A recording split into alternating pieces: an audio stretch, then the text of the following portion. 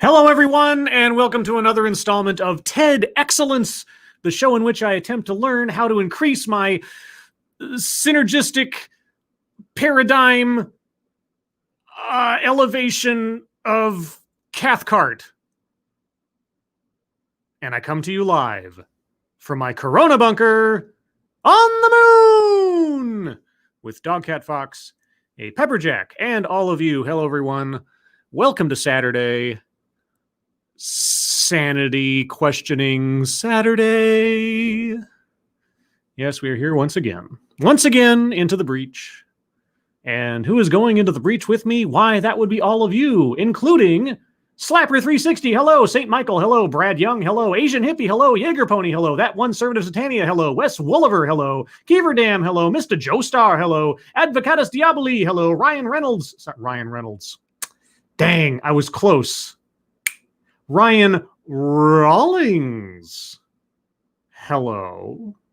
And that chat jumps. You're ridiculous lunatic, hello. Pinkalo, the driving ape man, hello. Zalbla, hello. No room for squares, hello. No room for squares. That's an album title, or that's not a song. Is that a John Mayer song or album?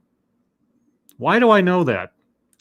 I don't know. Evil One, hello. Red V7, hello. Functional, hello. Gulf City, Peterbilt Confederacy 379, hello. Brian Has Opinions, formerly the Broken Baller, hello. 2002 Chrysler PT Cruiser, hello. Absolutely Degenerate, hello.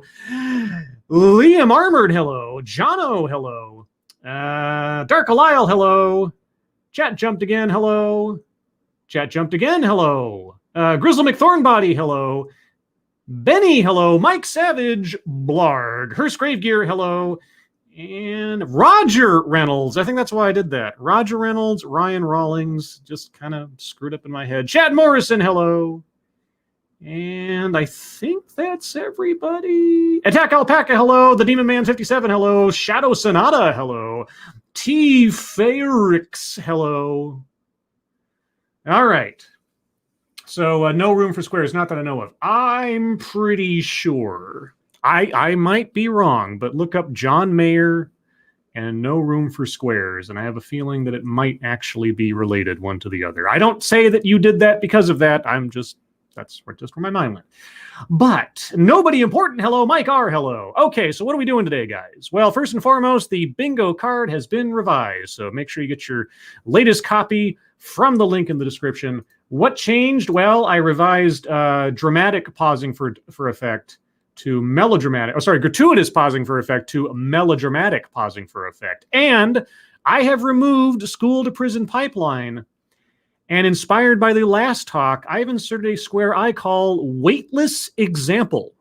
Now, what is a weightless example? Well, if you watch the last little hurrah with Sinatra and I, you saw that at the end of the talk, the lady brought up a tweet from a student that she implied somehow backed up her argument, which it in no way actually did.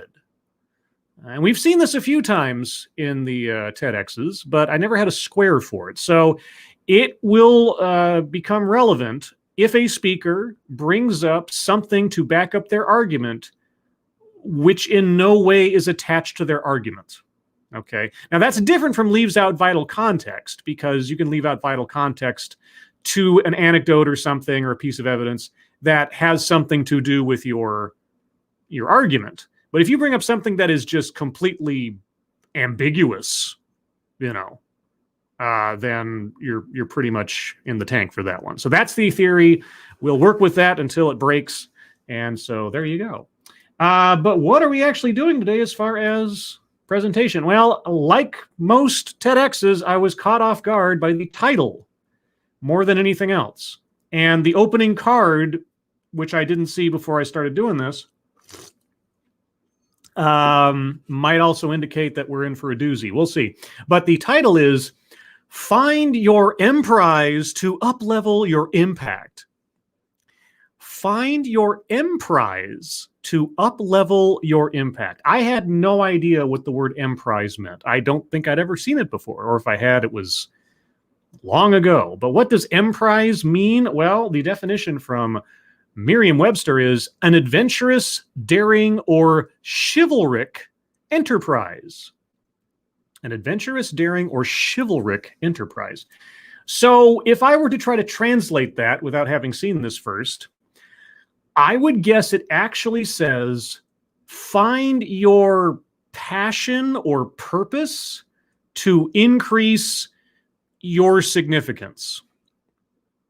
Now, why you couldn't just say that, I don't know.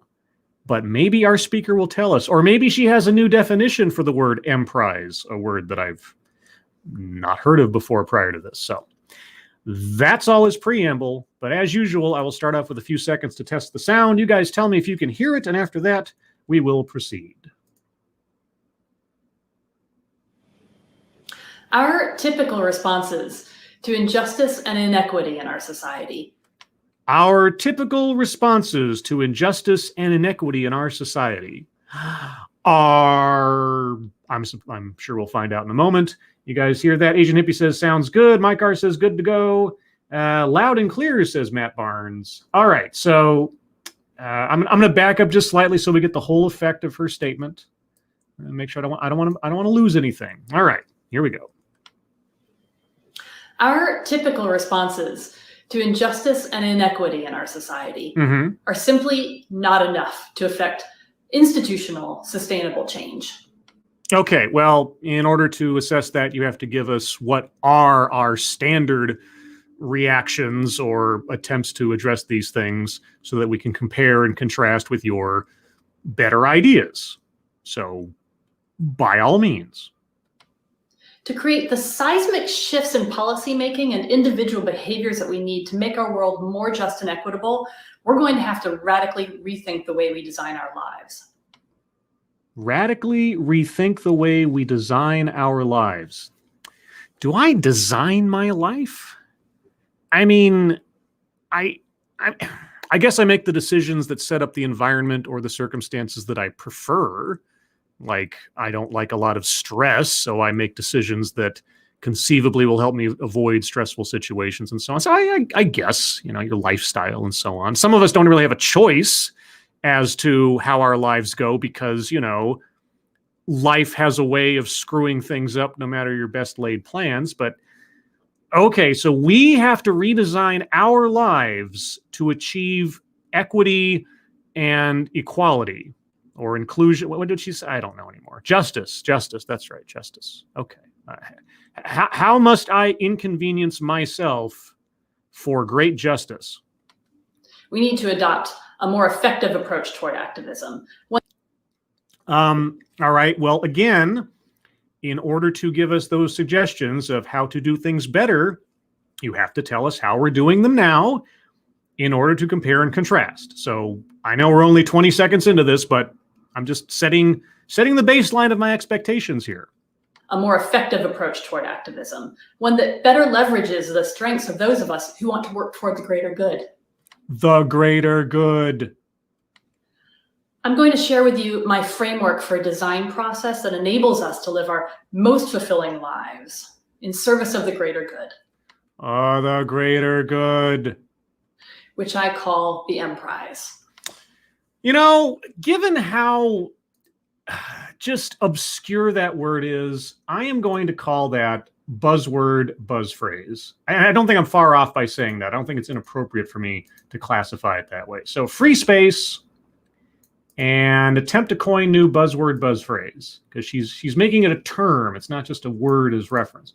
Thank you, Asian Hippie. Scribe doesn't like stress, but he does these TEDx's.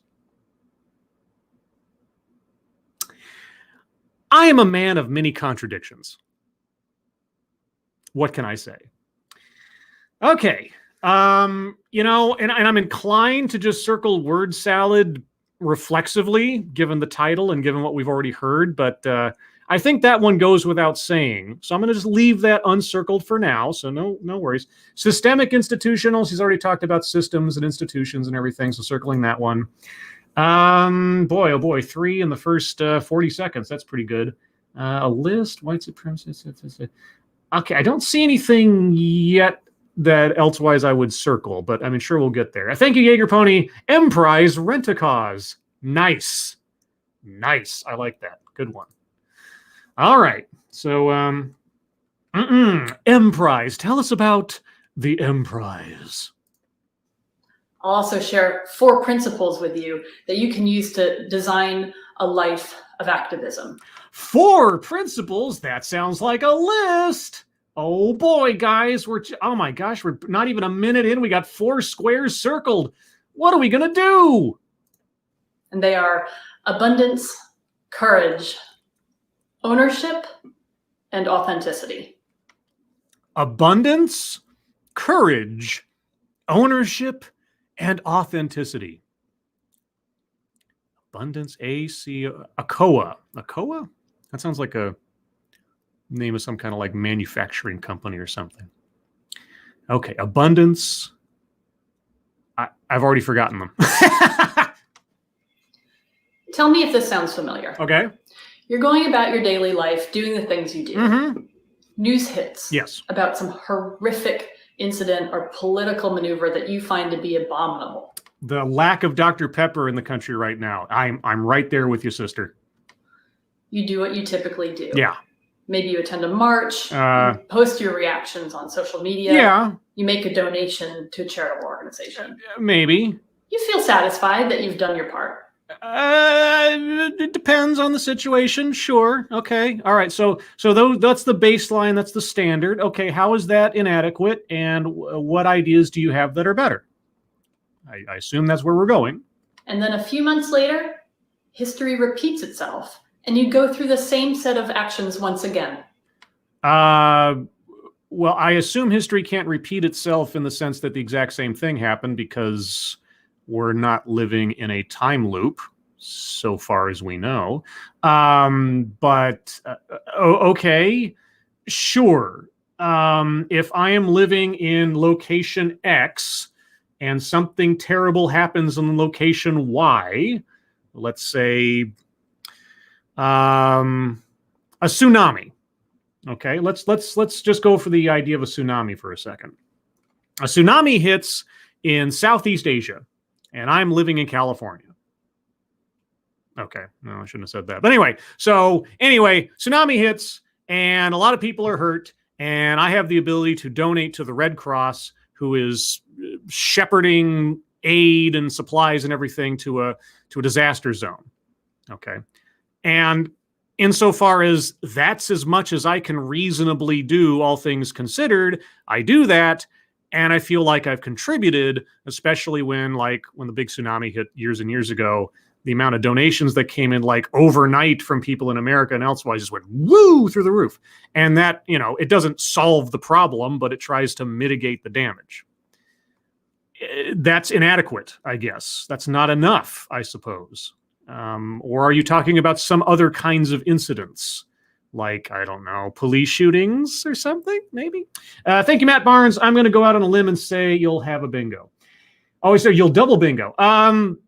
You might be on a limb there still, because it doesn't always happen. As promising as some are, it doesn't always happen. But okay, so that's not enough. Me donating, effectively taking the results of my labor to help out somebody I don't know, or to push forward a cause that I can't directly participate in. That's the standard, but it's not enough. Okay. And again, and again. Okay, sure. Bad things happen in the world all the time. I agree. Sound familiar? Mm-hmm. Activism is often seen as something activists do, and something that we might engage in from time to time when we see yet another example of injustice or irresponsible leadership. Activism is something that activists do. You don't say. Okay. Yeah. Thank you. This is Kyle. Hello, chat people and scribbles. Hello, Kyle. When we think of the notable activists doing truly remarkable work, Uh-huh. like the late Representative John Lewis, Malala, Greta Thunberg, Mothers of the Movement, Naked Athena, Wall of Moms. Wall of Moms, Greta Thunberg. Right. Okay. I think you might have misplaced your sense of activism. John Lewis is not a bad example of someone who was an activist and a person who literally put his life on the line to try to make everybody live in a better society. So if you want to hold his name up, that's one thing, but to put his name alongside Greta Thunberg and Wall of Moms, I'm sorry, you are diminishing the meaningfulness of John Lewis's sacrifices. And maybe I'm just being oversensitive, but you're trying to make company out of people who could not be more far apart in value to society and history. We might question our own ability to rise to their level of selfless and relentless service. Selfless and relentless service. Greta Thunberg. Selfless, relentless service. Got it. Thank you, Brian Has Opinions, formerly the Broken Baller. Oh, great, a far-left SJW that probably has Trump derangement system. Well, when she mentioned failings in leadership and given her other rhetoric, I can only imagine who she's referring to, but we'll see. These people are doing tremendous work to move us to a better place. But for so many of us, watching from the sidelines with awe and admiration, our lives aren't designed to incorporate acts of civic engagement into our... Wait, okay, hold on. Greta Thunberg dropped out of school so she could become like a poster girl for slacktivism. I mean, that's what she is. She hasn't done anything. She hasn't accomplished anything. She's not a scientist. She's not a lawyer. She's not a lawmaker. She's a kid. She's a kid that's been put up as a figurehead, as a shield for criticism, and on and on and on for other people's agendas. All right. Now, you might vilify her. I don't see any reason to vilify her. I think she is the tool of other people. At some point, she will legally and otherwise be responsible for her own actions. But at this stage of the game, she's a puppet. Okay. And she hasn't done anything. She hasn't accomplished anything. She's a fundraising foci, and that's it. So to say anything that I do in my normal day where I'm trying to do my job and I have got obligations to the company I work for, to my family, to my health, and so on, like somehow I'm not doing as much as Greta Thunberg does. I'm not making the sacrifices Greta Thunberg is.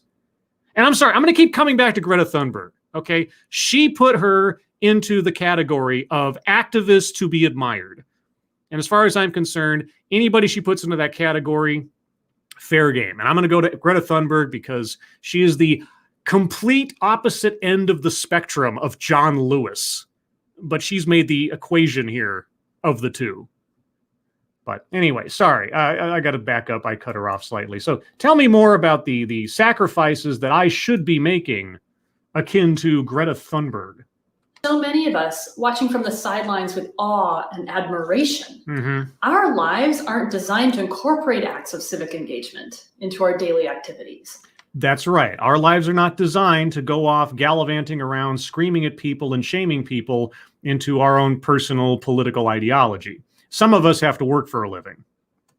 So we're left fuming about political leadership, reposting articles on social media that typically only get read by people we agree with, and generally preaching to the choir. Well, that's why you need to follow people you don't necessarily think you'll agree with. That's why you need to entertain ideas without necessarily accepting them. That's why you need to not vilify someone simply on the basis of a disagreement. Unless, of course, that disagreement is something like, I like to murder people or something, but you know what I mean. So sure, on that point, in spirit, I'm on the same page, kind of. We feel frustrated by our inability to affect change and overwhelmed by the enormity and complexity of the problems we're facing. Yes, we as a society do that from time to time. And when something resonates with more of us than less of us, we vote. Or we change people's minds, or we call our representatives, and on and on and on. Not everybody does that. It's true. Not everybody goes the extra mile beyond their vote, beyond ranting on social media, whatever.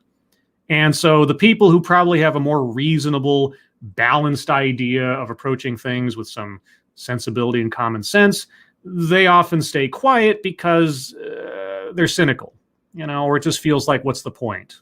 Or you get frustrated or demoralized by the squeaky wheels who are always screeching about this, that, and the other. I can understand that. I mean, I'm in that group somewhere too. But, I always think back, surprisingly enough, to JFK's speech regarding going to the moon. Sometimes, not as often as we should, I think, as a society, but sometimes, if we all put our minds to something, we can achieve what seems like the impossible. So I know it's possible that we can do that. That's why I still have hope. It's also why I'm quite the cynic. We need to radically rethink the way we design our lives. Civic engagement needs to be integrated into our daily activities. What if I don't want to? What if I don't want to? I don't have to. What if I just want to play video games and do my work and be lazy? Why do I have to? Into our identities. No. I'm not going to make my identity out of an activist cause. My identity is my name. My identity is what I do as an individual to affect betterment of myself, the people around me, and so on. My actions and who I am. I am not an activist movement. I am not a skin color. I am not a hair color. I am not a set of genitals. I am me. Stop pushing this nonsense, please. And into our expectations of what success means. We need to shift our thinking from building our careers around enterprise and instead design our lives to support our emprise. Okay, you've said the word twice now. You've got a very smug little smile on your face as I pause this. So you're going to have to tell us what your definition of emprise is, because the one I see says something about chivalry. Sounds awfully patriarchal, doesn't it? I don't know. The word emprise was established in the English language during the 13th century to describe the bold and chivalrous activities of knights. Uh-oh. So are you going to reclaim this for all people and try to avoid that kind of male-dominated sensibility? I've reappropriated the word to describe the adventurous, daring undertaking of choosing the biggest, best life that brings you the most fulfillment personally and professionally and contributes to the greater good of the world. The greater good. Pursuing an emprise enables you to play a leadership role in your own life so that you have the bandwidth, the skills, and the resilience to keep walking the road toward justice and equity. Equity! Circle that one on the board. Okay, so right now, I don't actually possess the leadership of my own life. I had no idea. So until I pursue an emprise, I'll just be floating adrift in a sea of listlessness, having no direction for myself, taking no charge of my own destiny. Gosh, I didn't know I was so just wretched until just now. Let's review the bingo card real quick. I'm going to save word salad for the end. It will be circled. I'm just sort of playing with that one. Word salad, okay. Patriarchy, no. Plays victim, not yet. Wage gap, not yet. But, we're talking about business, sort of, maybe. We'll see. Childhood or family anecdote. She hasn't mentioned her personal stuff yet. Anecdote that probably never happened. She hasn't given us a single anecdote yet. Weightless example. She needs to give us an example. She just really hasn't done anything. Well, I mean, unless I want to call bringing up Greta Thunberg as a world-changing activist. I'll hold on that one. Privilege, not yet. White supremacy, no. Toxic, no. Make something about race, sex, etc. for no reason. She hasn't mentioned any of that yet, as far as I know. Microaggressions and conscious bias, no. Leaves out vital context. She probably will, but she needs to actually tell us something first. Self-vilification or wretchedness, I doubt she feels like she's a villain, but we'll get there maybe. Benevolent condescension. Yeah, she just talked down to us quite a bit, saying I don't have leadership of my own life, etc. So I need to follow her thing, or else I'm just not quite there. So benevolent condescension, circling that one. Marginalization, not yet. Feminism, not yet. Takes credit for something done by others in their demographic. No, not yet. Mind reading assumes motives. We'll probably get there more clearly, but I could see circling that relatively soon. Melodramatic pausing for effect. Just like with all live streamed TEDx talks, that one's tough to measure without an audience there that they're interacting with. So that one will probably be more relevant to live performances than streamed ones. But who knows? We might get there. It can happen. Brittany Holland, thank you so much for the donation. No comment. Appreciate it. Thank you. All right, moving on. I grew up on Capitol Hill in Washington, D.C. Okay, well, personal or family anecdote, or childhood or family anecdote, sorry. Okay. Capitol Hill in Washington, D.C. Okay. And I had firsthand experience seeing change makers in action. Throughout my childhood, we had protests happening literally on our doorstep. Yeah. I've spent my life working for various causes that have been really important to me. Okay. My family has gotten good at hosting activist parties. My mom cooks the chili. My dad helps with logistics. My daughters decorate the posters. I'm now 45 years in and still working on the same causes. Okay, well, I mean, truth be told, there are some movements and some things that are effectively endless pursuits. You know, in order to form a more perfect union, etc. I mean, the experiment of America is effectively an unending movement. So, okay, but you've been working at all these activists and activisms for 45 years.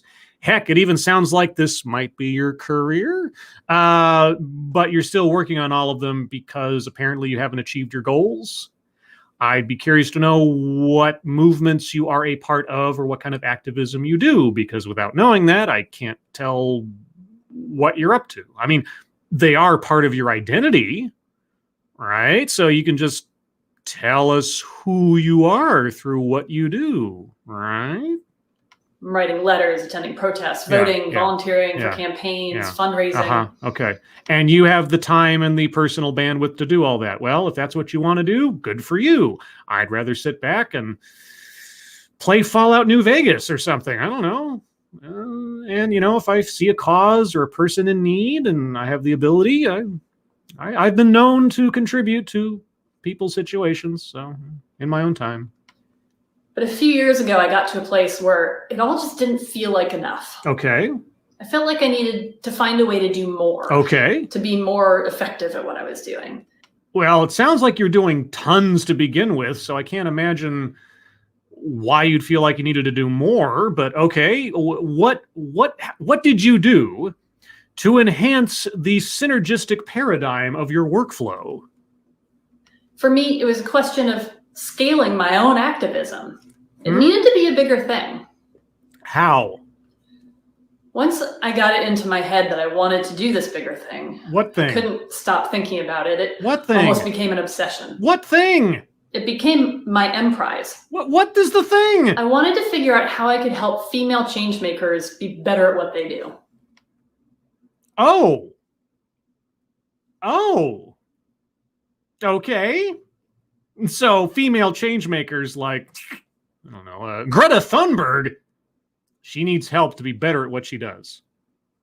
Or any woman that you see who's in activism that you don't know personally, they need your help to be a better female change maker. I'm going to circle something, make something about race, sex, etc. for no reason. If you want to change activism, it really doesn't matter what's between your legs. So you focusing on female change makers, I don't know why you do that, because you started out this thing by talking about all of us. You were very inclusive in that regard, and I appreciated that. But now you've partitioned us off. Why would you do that? I wanted to grow a community of women leaders dedicated to supporting and uplifting one another. Because they can't do so on their own, or support from men is unnecessary or ineffective or something? I would ask these women to commit to a process of learning and growth, not just with their own advancement in mind, but with the clear goal of also advancing the other women in our community. Sounds slightly cultist, commit themselves to your way. Okay, all right. We decided to call this Emprise Tide Risers because a rising tide lifts all boats. Yeah, but you're not talking about lifting all boats. You're talking about lifting women. Specifically. Actually, in a sexist manner, if I might say, if you're talking about activism in general. Because I understand women do make up over 50% of the human population, but I mean, you know, there's the rest of us too. Tide Risers. Tide Risers. My Emprise. So your Emprise, your nonprofit, your enterprise, perhaps, your Emprise. I mean, okay, whatever. When I launched Tide Risers, I was thinking I would have to twist the arm of my 5 closest girlfriends to help me pilot it. Why? Your 5 closest girlfriends? Do they hate you that much that you thought you had to twist their arms? I mean, they knew who you were for the last 45 years, right? And what you were into. And they're your closest. Okay, I'm dragging this out more than I need to. To my surprise, I ended up with 47 applications, and it's grown quite quickly since then. Since when? Wait, did she say how long ago she started this? 47 applications. Okay. I'll take your word for it. It's very exciting, I guess. Our members Yeah. give freely of their time and talent to help one another build skills and extend their networks. That's called volunteering. How is that different from your normal nonprofit activist group, whatever? I'm waiting for her, again, like I said at the beginning, I'm waiting for her to tell us how whatever she's doing is an enhancement and or a better way of doing the standard, which she hasn't really outlined. Otherwise, what she's talking about is just a refurbished old idea, which, you know, can be successful if people think it's repackaged and new when it's just the same old crap. The partnerships that have been created within Tide Risers have spawned women-owned businesses, created job opportunities, and enabled female entrepreneurship. Such as what businesses? I mean, what businesses directly owe their existence to your organization? I'd be curious to know. Ours is a community where if you raise your hand and ask for help, someone's there for you. Oh yeah, that happens nowhere else. That happens nowhere else. I mean, we've never, on Lords of the Night, we've never had anybody raise their hand and say, you know, guys, I need some help. And, you know, well, I mean, we weren't Tide Risers, so obviously we did nothing. Obviously we did nothing. Yeah, but you're unique. Your group is so special. Okay. I'm constantly amazed at the generosity of spirit that has developed from my Emprise. Oh, you did this. It's all you. Gosh, you know, if I wasn't there, people would not be generous. People would not stand up. Oh, I'm so wonderful. Human kindness. It just doesn't exist unless I'm in the room. Yeah, I'm almost tempted to circle melodramatic pausing for effect here. This brought me to uncover the first of 4 principles of Emprise. Abundance. Okay, yeah, we got the list. Abundance. All right, what is abundance? When it comes to building your Emprise, abundance is about generosity of spirit. Generosity of spirit. Giving of yourself. Okay. I'm waiting to hear something that is not inherent to most nonprofits and or charitable organizations and or activist movements, because most of them involve volunteering your time or making personal sacrifices in your life for the sake of the movement. So, okay, you've slapped on a term to an old concept. Got it. Giving help with no regard for payback. What? Yeah, gosh, that never happens. Wow, how original. We need to learn to trust that when we put good work out into the world, it'll create a ripple effect of change that may not be obvious or measurable, but it will serve the greater good. The greater good. We need to evolve the framework of traditional enterprise in which we put in some unit of effort and in return get something back that is measurably bigger. Yeah, that's called charity, more or less. You know, you do something not for something in return, but because it's the right thing to do from your perspective. Yes, now, I get that. Are you meaning to imply that this concept is somehow alien to everybody else on the planet except for you and your tide risers? That's what it sounds like you're saying. Traditional enterprise is structured to track and reward specific quantitative metrics, which are quite useful, but the risk is that when you're chasing specific numbers, you can lose sight of your values and your mission. Okay, you know what? I give up. I'm going to circle word salad right now. Because all the corporate speak, even though I can understand what she's saying, she's making it unnecessarily convoluted just to show off, basically. So,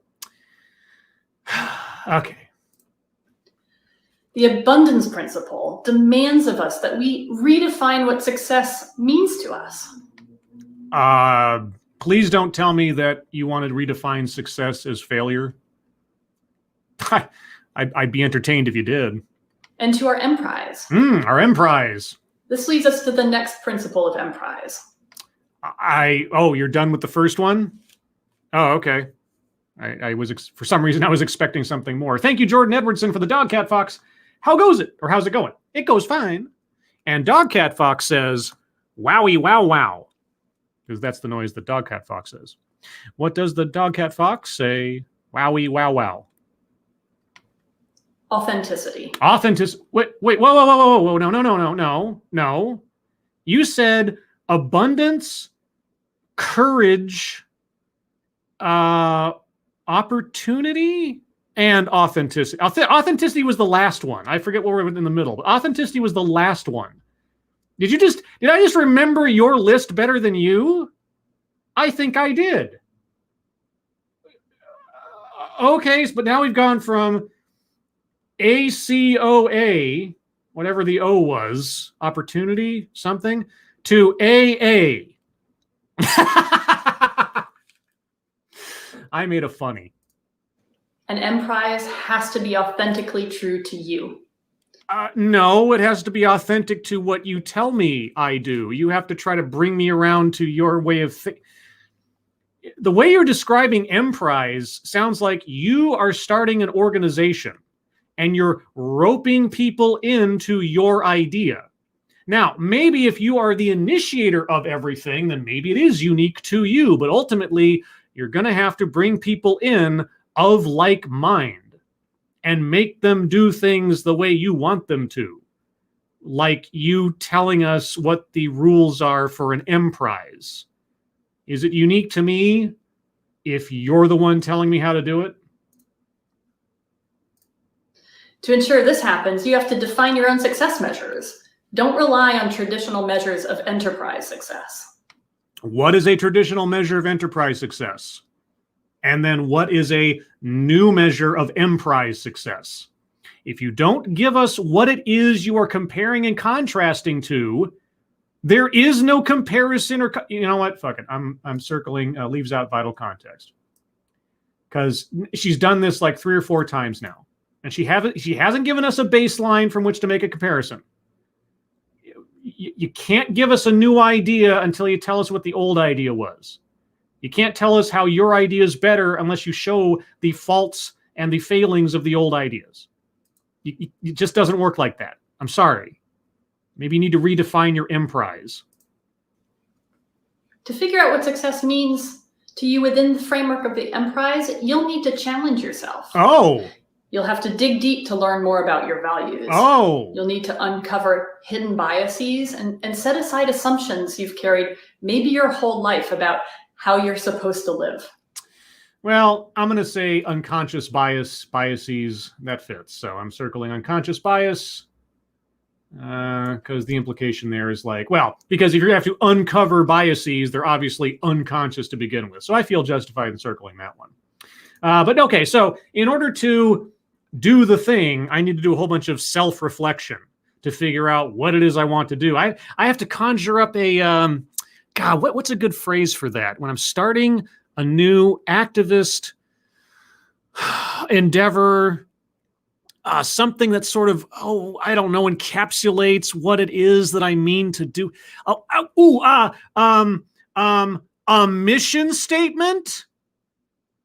You know what? Gosh, that's great. That's a great idea. Hell, I should copyright that.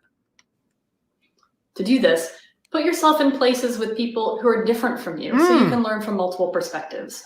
Why?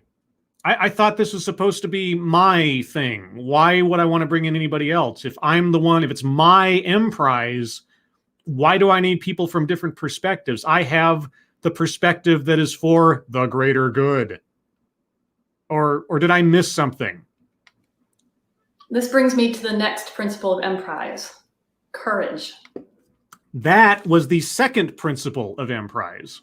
You've jumbled up your own principles. Do you know what your values are? Because it seems like I knew them better than you did when we got to them. In the context of the Emprise and leading a life of activism, courage means pushing ourselves out of our comfort zones to engage in ways that may be really hard for us. Is that what courage means? Oh my God! Oh my God! Oh my God! Oh my God! Courage, guy! I can't believe I never knew. I never knew. Courage. Doing something outside my comfort zone? Facing my fears? Oh my God! Dr. Martin Luther King said, "It may well be that we will have to repent in this generation, not merely for the vitriolic words and the violent actions of the bad people, but for the appalling silence and indifference of the good people." What? What?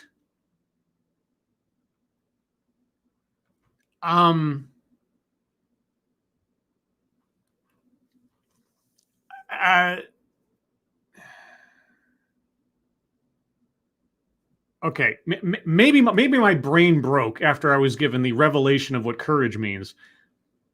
Did that quote have anything to do with what she was talking about? I mean, aside from, obviously, whenever you bring up Martin Luther King Jr., that obviously means that what you're talking about is somehow holy or ethically correct. Ham and Beans, thank you so much. I have no idea what this woman is saying. I don't either. And the reason I'm asking is because, do you think that quote counts as a weightless example? I'm going to listen to it one more time. I'm going to back up just a little bit. I'll make sure I have context for this. All right. I just want to listen to it one more time. Multiple perspectives. Yes. Okay. This brings me to the next principle of Emprise. Yes. Courage. Yes. In the context of the Emprise and leading a life of activism, courage means pushing ourselves out of our comfort zones to engage in ways that may be really hard for us. Oh my God. Dr. Martin Luther King said, "It may well be that we will have to repent in this generation, not merely for the vitriolic words and the violent actions of the bad people, but for the appalling silence and indifference of the good people." Okay, I'm going to give her a chance in the next few seconds to somehow follow up and bookend this by making that quote make some kind of sense in relation to her presentation, rather than Martin Luther King talking about the risks if the Civil Rights Act and civil rights laws do not get passed in his generation. Because I might be wrong.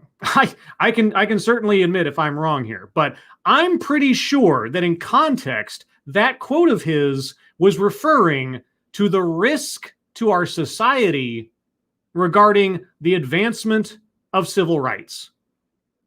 Not this lady's idea of courage as relates to Emprise. So unless she gives us a zap bang kind of follow-up here, I'm circling weightless example. How do we ensure that as the good people, we aren't engaging in appalling silence and indifference? By not inherently considering yourself the good people. By not proceeding as though you have some sort of divine right of certitude and infallibility. I mean, for at least Martin Luther King, in rhetorically or otherwise, would admit that he's a sinner. He's not perfect. The good people. Okay. I'm circling weightless example because I do not believe that the quote she just leveled at us has anything to do with anything of what she's trying to say. Okay. So, yeah, just no. No, no. It takes courage to initiate and engage in conversations about inequities in our society. Give me an example. Can you at least give me an active example? At this point, I'll grant you an anecdote, even if I don't necessarily believe it, just for something more solid than weightless words. And that's not to say that everything she's saying is, well, everything she is saying is weightless, but you know what I mean. Just something other than pure rhetoric. Give me an active example. Give me something that I can sink my teeth into on here, or that you can at least relate to your own experience. Because aside from talking about how many people you've signed up and blah, blah, blah, what is Tide Risers doing? What is its purpose? What is its mission statement? To help female change makers improve themselves? How? In what way? What are you talking about? These conversations are especially important for white folks like me. Oh, no! Self-vilification or wretchedness. We have a bingo!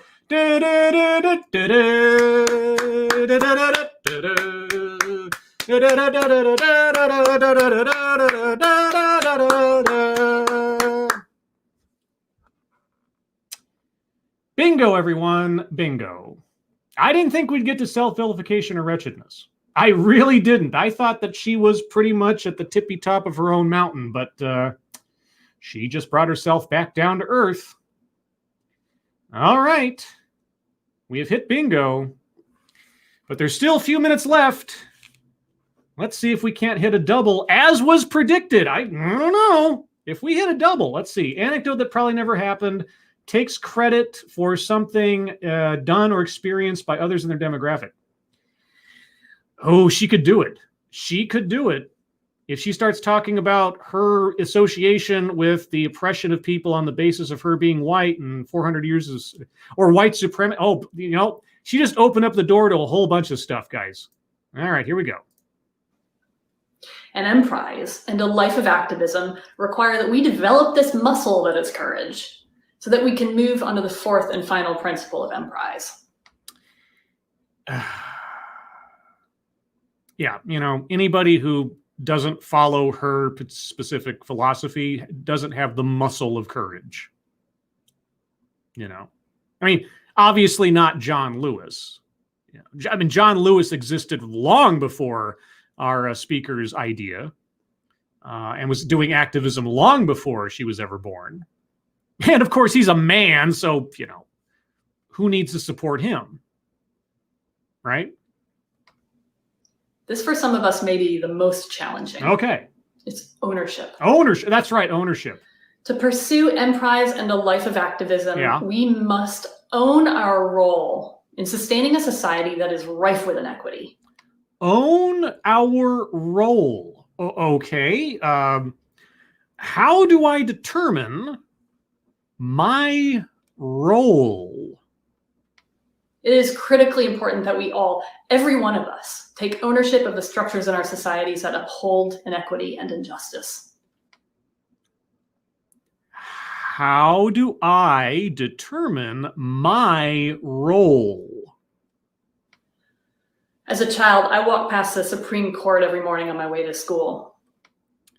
Okay, well, you lived in D.C. I don't know the streets of D.C., so okay.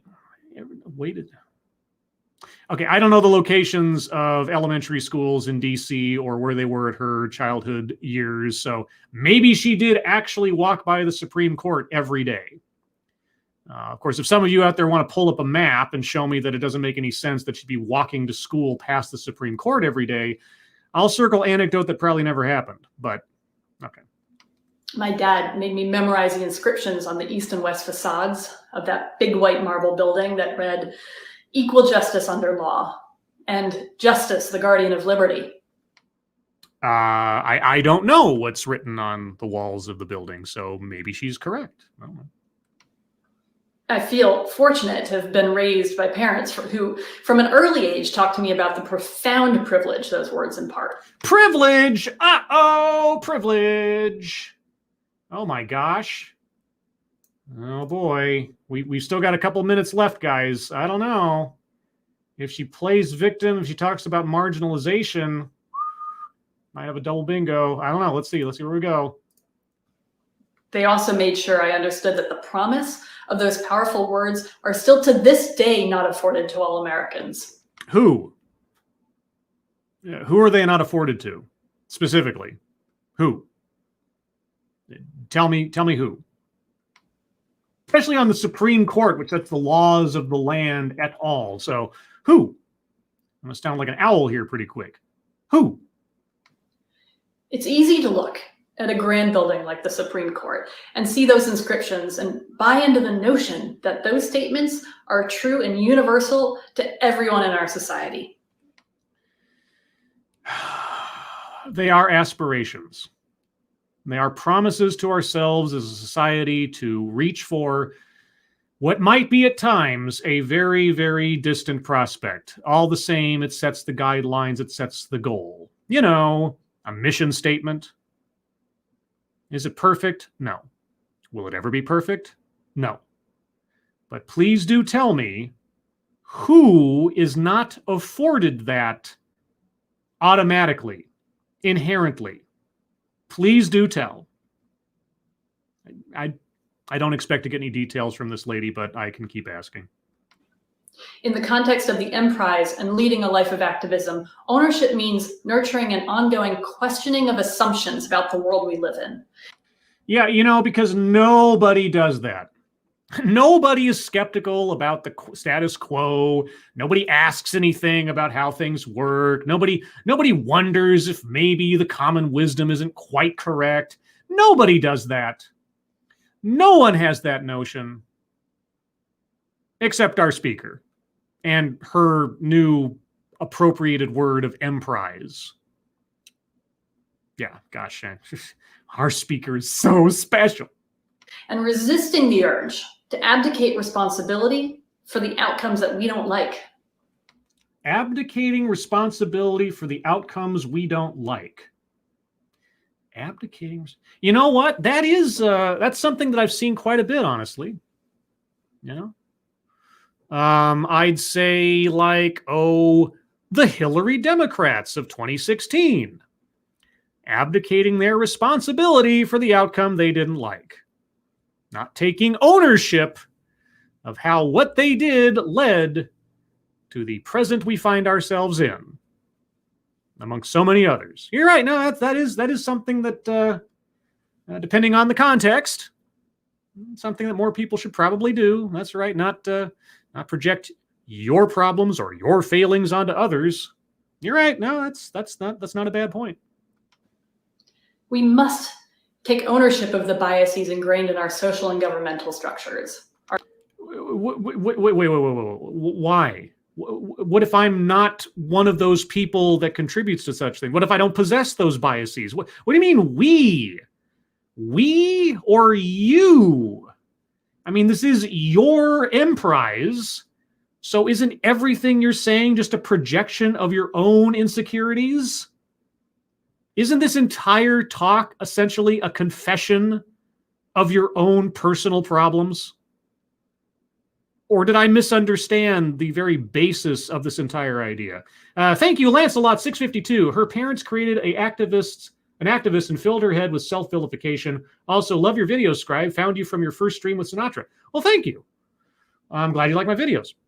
And, you know, the TEDXcellence thing is a relatively new feature of the channel. I have a library of stuff that, you know, I had pointed out to me just, I think it was in the last couple of days. And I think it was, oh, who was it? It's somebody who's here. And I just need to see their avatar again real quick. And I'll know exactly who it is. And I'm not oh, Absolutely Degenerate. Who's been watching some of my older Curriculum of Fear videos. And, you know, I don't think about the old ones as much anymore, but the comments on the old ones talking about the concepts that were presented there and how they're even more prevalent now than when I did the videos. And that's scary to me, you know, and it's really weird looking back at some of my old stuff and just seeing how it's ingrained itself more in the zeitgeist than when I originally did the video. And I'm not tooting my own horn here. I just find it kind of disturbing that stuff that I saw as relatively fringe stuff 3-4 years ago is now mainstream. And I suppose that shouldn't surprise me given the course of things, but all the same. Either way, thank you, Lancelot, for your support. I forget where we were. I got excited about something other than listening to this lady for a second. I'm going to back up a couple seconds to refresh myself. For the outcomes that we don't like. Right. We must take ownership of the biases ingrained in our social and governmental structures. Even if I have nothing to do with it, even if it doesn't reflect my personal choice of the governmental structure we have, you know, I'm not going to take ownership of what Donald Trump is doing because I specifically did not vote for him because I had an inkling that this is where we'd end up in a certain way, that his sort of leadership is exactly what we got. So I don't take ownership for that. I neither take credit nor blame for things I did not do. So no, I'm not going to own the biases of things I don't support or have nothing to do with. You know, I mean, I'm a critic. I'm a social commentator. I don't take credit for anything, or blame for anything, I should say. I take credit for everything that I screwed that up. I'm awful. I should circle my own self-vilification or wretchedness square. Our industries and in our minds. No. We have to dig deep to understand where existing systems have benefited us and oppressed others. Okay, I'm circling mind reading assumes motives because she is being all-inclusive about everybody doing something that she says is bad, and she doesn't know what she's talking about. We must ask ourselves what we can do to dismantle such systems. Mm-hmm. Our Emprise must serve this purpose. What systems? Give me an example. Give me an example of a system that needs to be dismantled. Give me an example of a system that your Emprise is seeking to dismantle. Just one. I mean, I can. Maybe there's many. Maybe there's like a plethora. But just give me one. Give me something I can look at objectively. Come on. Can you do it? Are you capable? Mike R says systemic. Yeah, I already circled systemic. We're almost at the end here, but let me review the bingo card real quick. Here is what I have circled over the course of this card. Attempt to coin new buzzword, buzz phrase. Word salad, systemic institutional, childhood or family anecdote, weightless example, privilege, a list, free space, make something about race, sex, etc. for no reason, microaggression / unconscious bias, leaves out vital context, self-vilification or wretchedness, benevolent condescension, equity, and mind reading assumes motives. Those are all the ones that I have circled, and we still have about 40 seconds left or so. To enable a life of activism. Uh-huh. I want to leave you with this thought. Okay. Recent events have offered us unprecedented opportunities for change. Like? The societal structures we grew up with don't have to be the blueprint for our lives. What structures? What events? You know, there's a superhero name out there somewhere for this lady. I don't know, the amazing ambiguity. Sure. Right now we have the opportunity to shape the future. Uh-huh. Let's not let that opportunity drift past us. Well, you know what? I got news for you. If the opportunity to shape the future drifts past us, we're still in the present, and we can do things that will change our future, because the future's always coming. Like now, and now, and now. Oh, but look, all those opportunities, they're passing me by. Okay. No one is going to create your Emprise for you. This is your life.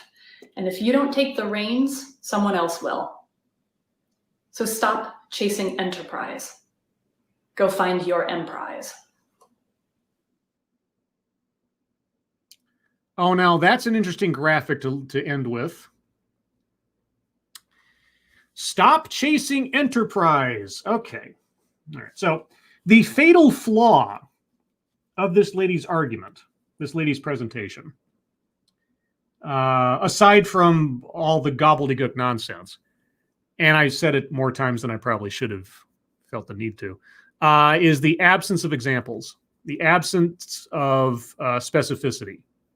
You know, like the old ways of doing the things that we want to do are inadequate. Here's the new way of doing things. Okay, give me an example. What is an old way of doing things? And what is your new way of doing things that's better, that's more efficient, more effective, etc.? Never happened. It never happened. I waited for it with bated breath. I mean, at least, you know, I watch these things, and oftentimes I go in assuming I'm probably not going to agree with the speaker. Possibly. It depends on the subject, or, you know, whether or not the title gives me a clue. Excuse me a second. Need to wet my whistle a little bit. I go in, let's say at least trepidatious, if I'm going to use my vocabulary, about whether or not what they're going to say is going to resonate with me personally. Okay. But as always, I am willing to entertain an argument made well, even if it's something that I ultimately don't agree with. And I appreciate a well-made argument, even if I ultimately don't think it's that great. But this wasn't even a well-made argument. This was just the amazing ambiguity. This was just, things are bad, and I have a better way of doing them. And I really have a better way of doing them because things are bad. And things are bad, but I have a better way of doing them because I know that things are bad, etc. I just, okay. Anyway, yeah, and that ending little bit, you know, stop seeking enterprise and look for your emprise. You didn't define enterprise. I mean, unless I'm, and I'm doing the work for her here, unless you mean enterprise as a for-profit endeavor and emprise as a non-profit social movement group thing. Are you talking about capitalism versus communism? I mean, I don't want to go that far, but we do have this closing graphic. So anyway, all right, let's go to the bingo card one more time. Actually, I already reviewed it, so let me just pull it up on the screen here real quick. Let me get that to you guys. Okay, so there's the bingo card. Thankfully, this overlay allows for the entire bingo card to be displayed. So we already hit a bingo. We hit a bingo at about like 9 minutes, I think. 9 minutes into the presentation, something like that. So we already won, if you call that winning. Well, you know, she did tell us to define success for ourselves. I'll call that a success. So what do we have left over? Let's go over the ones that I did not circle. Patriarchy. Okay. It would be a stretch to circle patriarchy, even though she says that her organization was specifically aimed towards helping women, you know, with the implication that men do not need help because men are already in control, et cetera, et cetera. I could see the argument made for circling patriarchy, but she never got that far into it. If she'd made more about men in there, but she only mentioned, I mean, she never really, I don't think she ever said men. I think she just talked about, you know, helping women. And then she drifted away from even that. So can't do that. Plays victim. Plays victim. I don't, Yeah, she did self-vilify with wretchedness, etc., by bringing up the whole white thing. But is she a victim, or did she put herself in a position of power that she felt bad for? Don't know about that one. I'll take arguments, but I don't think so. Wage gap, never brought it up. Anecdote that probably never happened. She never gave us an anecdote, except for walking past the Supreme Court. Now, if somebody can tell me that there is no reasonable route past the Supreme Court building that leads to an elementary school or something from a residential territory, I'm happy to circle that one. It won't change a whole lot about the card, but I'm happy to circle it. Thank you, Matt Barnes. She started strong and gassed out at the end. You're giving her way more credit than I would for the starting out part. I mean, starting out as far as like teasing possible revelations, maybe, but yeah. White supremacy, she never brought it up, and I'm not going to take her talking about her role as a white lady or something. That wasn't quite there. Toxic, never said it. Marginalized, marginalization, never used the words, and again, I'm not going to extrapolate from what she didn't say. Feminism, nope. She focused on women, raising up women, but I know that could get us a double bingo, but I'm hesitant to circle that one because she didn't really go there. She didn't really dwell on the power dynamics between genders. So I'm not really sold on that one. Takes credit for something and experience. I mean, she associated herself as part of the systems of injustice, etc., and has to bring it down. And she did talk about her role as a white person. So I could see myself circling that one, but I'll leave that up to you guys. I'm really on the fence on that one. And melodramatic pausing for effect. Again, that's a tough one to call without an audience. And I didn't really see anything that came across to me as melodrama. Pausing to pause doesn't necessarily equate to melodrama.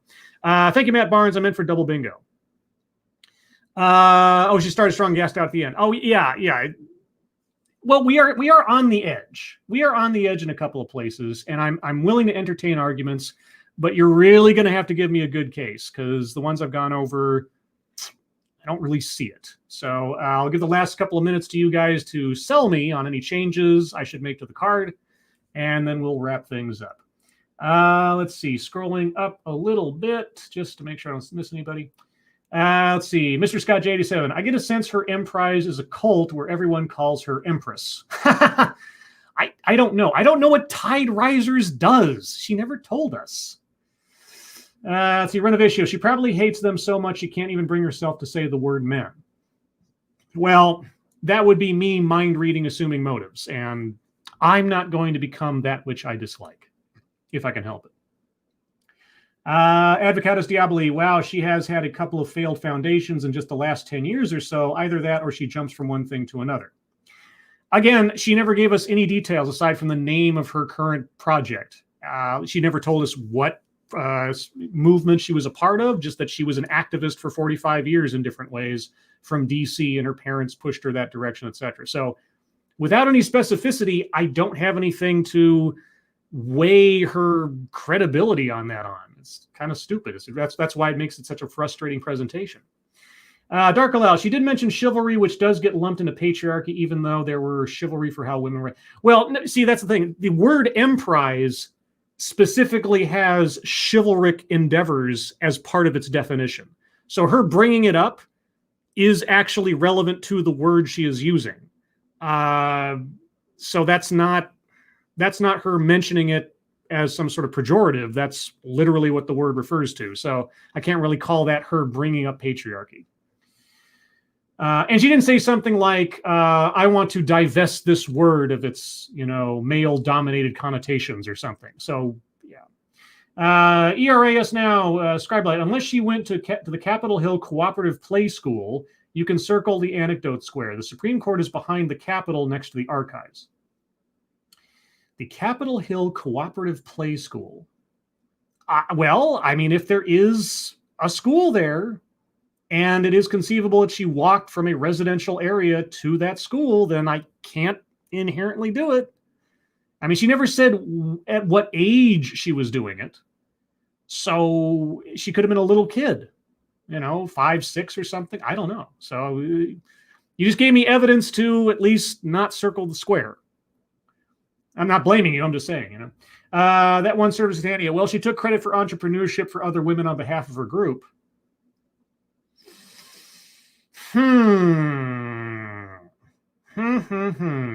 Yeah, well, she did center herself as the end all be all of presenting.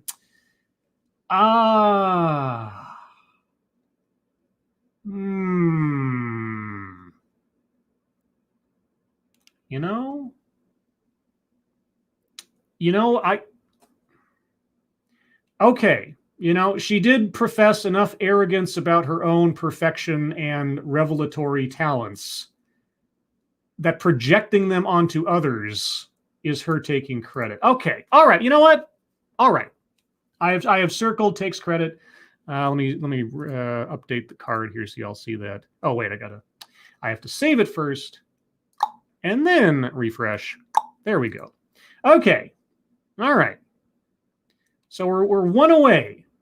But unfortunately, she didn't give us an anecdote that probably never happened, except for walking past the Supreme Court, which we've already been given evidence that perhaps she wasn't lying about. Let's see. Certain things. DeQuaid Man, Scribelight, the Tide Riser sounds like an offshoot of Amway. Without knowing what it does, I can't say. Keeverdam, Scribelight, there's an elementary school less than 2 miles away from the Supreme Court, but I don't know how long it's been there. Yeah, that's the other thing, too. She never gave us a time period. So even if there's a preschool or a kindergarten or a daycare / school or a private religious school or something that's nearby to the Supreme Court, I can't say it's an impossibility. Let's see. Erase, circle the anecdote square because I doubt she went to the Capitol Hill Cooperative Play School. I see. Unfortunately, I have reasonable doubt in order to circle the anecdote that probably never happened. The fact that there is a school near there of a kind. I know. I want to get double bingo as much as you guys. Don't get me wrong. I love doing that, but I'm not going to do it just on the fly. It's got to be legit. Let's see. Keeverdam, and it's called J.O. Wilson Elementary, not the one ERAUS. Okay. Let's see. Raul Aguilar. She was raised in D.C., so it's plausible she did walk. It is a detail that sounds more true than false. Yeah, unless there's some completely contradictory evidence that there aren't any schools within walking distance of the Supreme Court and therefore aren't in walking distance of any residential territories, I can't circle it. She could be very, very right. And the other thing too is that nothing about that anecdote was out of range. It didn't like somehow inordinately support her argument. It was just a thing. And she tried to relate it back to her personal motivation. So, my father pointed out these ideals on this building, and I found out in my life that these don't necessarily apply. That's not over glorifying herself or making her point somehow immediately accurate. So yeah, okay. I'm not gonna dwell on that too much longer. Let's see. Russell Dixon, maybe we should work for getting feminism. She never brought it up. She never dwelled on gender dynamics or any more on the whole female thing. If she brought up, I help out female change makers because we live in a male-dominated society, etc. Maybe I'd circle patriarchy. Maybe an argument could be made for some kind of radical feminism kind of thing. But she didn't go there. And you could say, oh, well, she was sexist, etc. Well, that's what the race, sex, etc. thing was for. Because feminism is very specific. Patriarchy is a very specific notion. And she didn't go there with either one of them. So I can't really go there. Let's see. Advocatus Diaboli. Tide Risers specialize in femtrepreneurship, according to their site. Okay. Well, there you go. And D. Quaidman says, I misread that as feminism and thought it was a Dune reference. Hardy har har. And Ezub says, the problem is there is no residential area that she could walk past the Supreme Court from.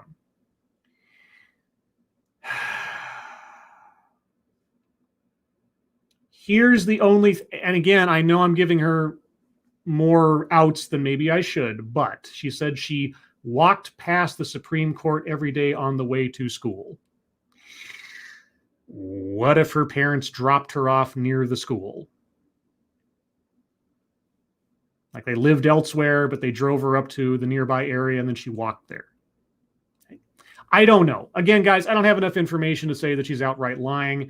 And again, the anecdote is not some completely out of bounds, the 5-year-old walks in and starts talking to their parent about the intricacies of communism or something. So yeah, I think we're just going to have to call it there.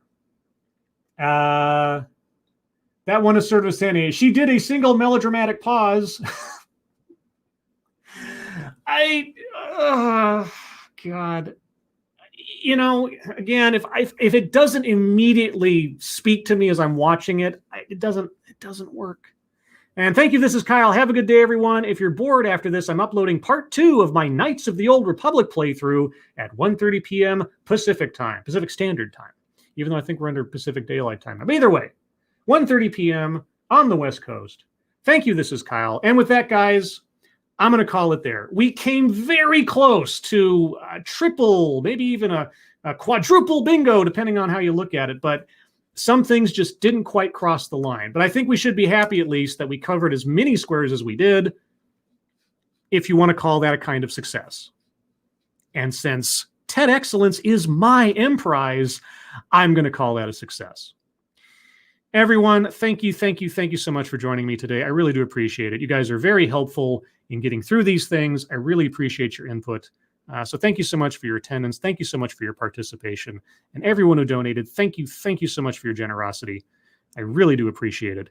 If you would like to hear more from me or the Ranting Monkey or Satsu 2 Cents, you can find all three of us tonight at 6 p.m. Pacific, 8 p.m. Central, 9 p.m. Eastern for the Lords of the Night, where we will talk about the news stories of the day, stories that you submit, what we've been up to on the intertubes, and then your questions and comments. And right at the end, thank you, Chicago Mike, so much for the Dogcat Fox. Good job. Good job. And good job to everybody for helping me out with this one. I appreciate it. Everyone, please enjoy the rest of your Saturday. I hope you are all safe and well. If you're not well, please get well soon. And I will see you all in the next one. Take care. Bye-bye.